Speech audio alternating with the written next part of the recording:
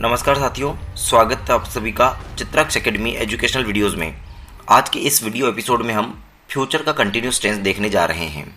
इस टेंस के अंत में रहा होगा, रही होगी, रही होंगे, हुआ होगा, हुई होगी, हुए होंगे, इस तरह के शब्द आपको देखने को मिल जाते हैं।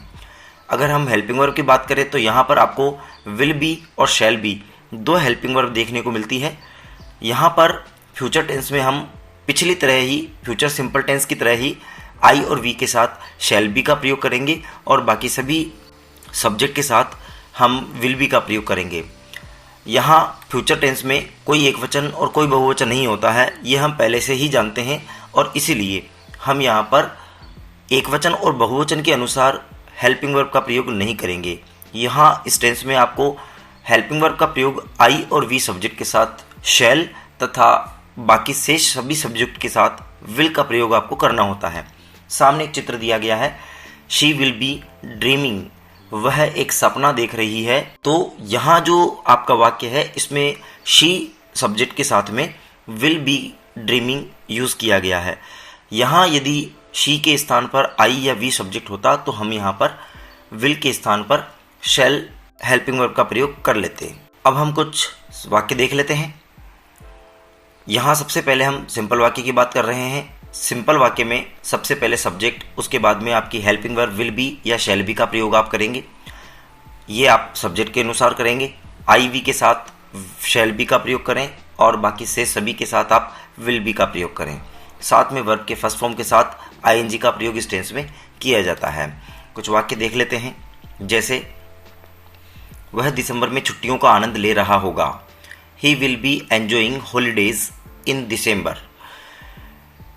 इस वाक्य में ही सब्जेक्ट के साथ में विल बी का प्रयोग किया गया है। वह कल बाजार जा रही होगी। इस वाक्य में शी आया है तो शी के साथ में भी विल बी का प्रयोग करते हुए वर्ब के फर्स्ट फॉर्म का प्रयोग किया गया है।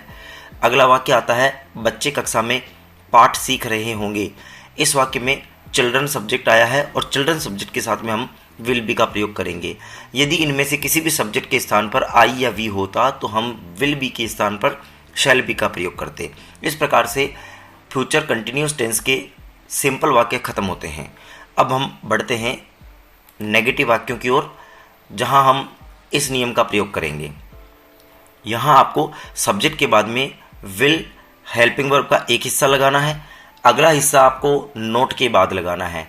अर्थात आपको हेल्पिंग वर्ब के पहले हिस्से के बाद नोट और दूसरे हिस्से के पहले नोट लगाना ही लगाना है।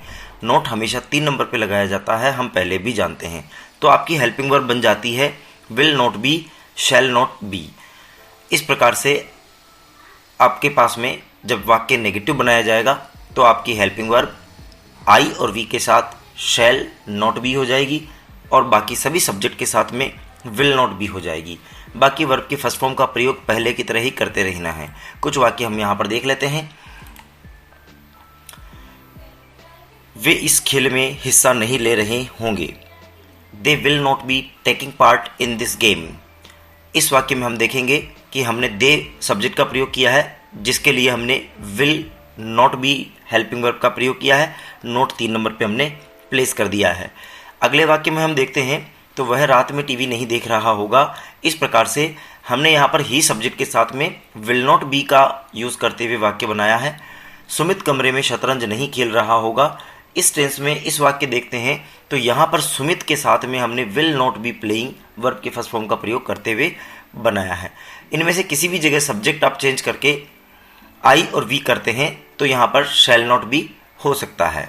आगे बढ़ते हैं और अब हम लोग इंटरोगेटिव वाक्य को समझ लेते हैं। इंटरोगेटिव वाक्य में हेल्पिंग वर्ब का पहला हिस्सा हमेशा बाहर निकालना होता है और उसके तुरंत बाद आपको सब्जेक्ट लगाना होता है। सब्जेक्ट के बाद में बी और उसके बाद में वर्ब के फर्स्ट फॉर्म का प्रयोग करते हुए आपको वाक्य बनाने होते हैं। इस प्रकार से हम इस टेंस के कुछ वाक्य बना करके देख लेते हैं तो हमें पता लग जाएगा किस तरीके से वाक्य मैनेज होंगे। सबसे पहले आपको वाक्य जो मिलेंगे वो सभी क्या से शुरू होने वाले होंगे और क्या की अंग्रेजी हमको हेल्पिंग वर्ब से बनानी होती है। तो हम देख लेते हैं, क्या वह कार चला रहा होगा। वाक्य बनेगा will he be driving the car. इस वाक्य में हमने हेल्पिंग वर्ब को बाहर निकाल लिया है, विल को, और उसके बाद में ही सब्जेक्ट यूज करते हुए बचा हुआ बी पीछे लगा करके हमने वाक्य बना दिया है। क्या वह डरावनी कहानियां पढ़ रहा होगा। Will he be reading the horrible या हॉरर स्टोरीज। डरावनी को हॉरिबल भी बोलते हैं और हॉरर भी बोलते हैं, आप चाहे जिस शब्द का प्रयोग कर सकते हैं। यहाँ हमने वह के साथ में विल का प्रयोग किया है, और आप यदि यहाँ पर मैं या हम शब्द यूज़ करते हैं तो मैं और हम के साथ में आप शैल शब्द का प्रयोग, शैल हेल्पिंग वर्ब का प्रयोग कर सकते हैं। क्या वे हुक्के का आनंद ले रहे होंगे? Will they be enjoying hookahs. तो यहाँ पर भी दे के साथ में विल हेल्पिंग वर्ब का प्रयोग ही आपको करना होगा। क्या अभिनव एसी ट्रेन में सफ़र कर रहा होगा? Will Abhinav B travelling in the AC train. इस प्रकार से हम अभिनव के साथ में भी विल ही हेल्पिंग वर्ब का प्रयोग करेंगे। जब कभी भी आप किसी वाक्य में आई और वी सब्जेक्ट का प्रयोग करना चाहें, वहां पर आप शैल का प्रयोग अवश्य कर सकते हैं। यदि वीडियो आपको अच्छा लगा हो तो प्लीज़ इसे लाइक करें, शेयर करें और चैनल को सब्सक्राइब करें।